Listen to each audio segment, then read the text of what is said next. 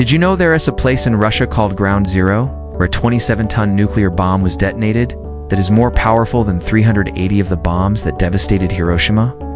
What if I told you this wasn't just any bomb, but the most powerful bomb ever created in history? Well, it's true, and we're going to tell you all about it today. What's up, guys? It's me, number 4, and welcome back to the channel. Now, before we get started, we want to thank you for being a part of our community. As always, your support helps us continue to make great videos, and we appreciate each and every one of you. Now let's get into it. So first off, what's the story behind the bomb? Well, in the 1950s, during the height of the Cold War, the Soviet Union decided they were going to build the biggest and baddest nuke ever made. They had been working on several large thermonuclear devices, including the RDS-37, which was a hydrogen bomb that had a 1.6 megaton yield.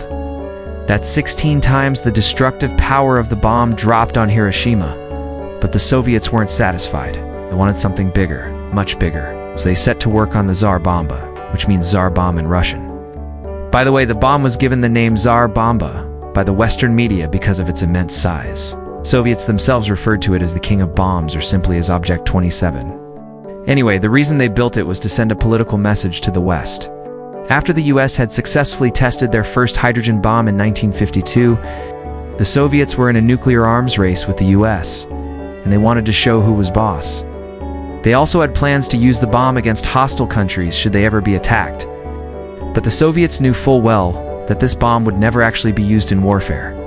Its sheer size and weight would have made it extremely difficult to deliver to a target. So what did the bomb look like? Well, it was huge. It weighed 27 tons and was 8 meters long. To put that into perspective, it was nearly 7 times heavier than the atomic bomb that devastated Nagasaki. The bomb was designed with 2 stages. The first stage was a fission bomb that would ignite the second stage, which was a fusion bomb. The second stage was what made this device so deadly. It contained over 9 kilograms of plutonium, 239, and over 30 kilograms of lithium deuteride. When the bomb exploded, these 2 elements would combine and release a massive amount of energy. The Soviets first assembled the bomb in 1961 and then took it to the northwest of Novaya Zemlya. It's an archipelago located in northwest Russia near the Arctic Circle. On October, the ship that was carrying the bomb arrived at the remote location known as Machushka Bay. A special barge was then used to transport the device from the ship to a small island called Novaya Zemlya. There, a team of 2,000 soldiers quickly assembled the bomb. They worked around the clock in shifts, eating, sleeping, and even celebrating their progress with vodka. Within days, the bomb was assembled and ready to be detonated. At 4:27 a.m. on October, the world would never be the same again. The bomb was detonated over the surface of the White Sea, about 4 kilometers above the water. It was 2.5 miles above the surface. The fireball alone was 3 miles wide and 12 miles high. That's the size of Manhattan Island. The explosion generated a shockwave that could be felt over 500 miles away.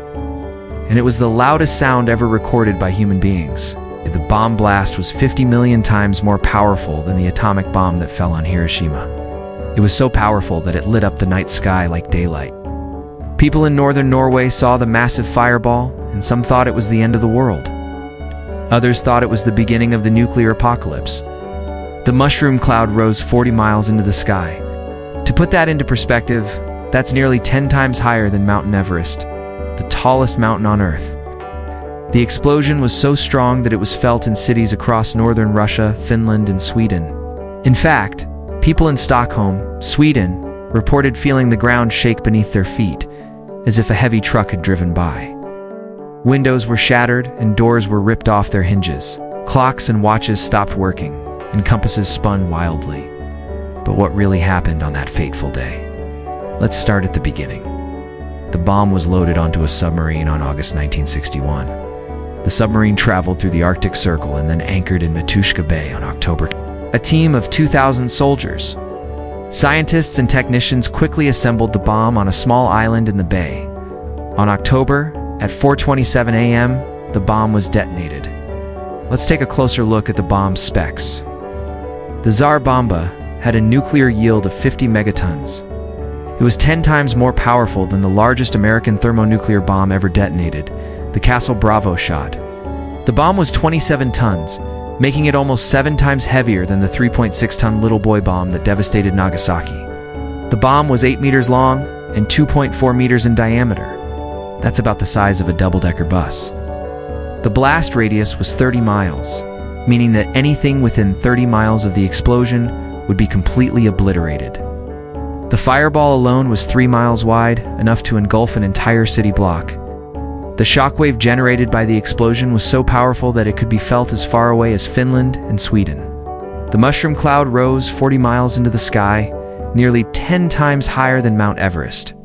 The Tsar Bomba is not only the most powerful bomb ever detonated, but it is also the heaviest bomb ever dropped and the largest weapon ever built. It is a testament to the destructive power of nuclear weapons and a reminder of the importance of nuclear non-proliferation. So why wasn't it used in warfare? Well, the simple answer is that it was too big. The bomb was so heavy and bulky that it would have been difficult to deliver to a target. Plus, the explosion blast and thermal radiation would likely kill everyone within 30 miles of the target, friend or foe alike. The Soviets never intended to use the bomb anyway. It was purely a political weapon meant to intimidate the West. In the end, the Cold War would come to an end without the use of any nuclear weapons. But the threat of mutually assured destruction kept both sides from starting a nuclear war. The last thing either side wanted was for the other to have their entire country nuked. In the years since the Tsar Bomba was detonated, the world has come together to try and prevent another global catastrophe like the one that ended World War II.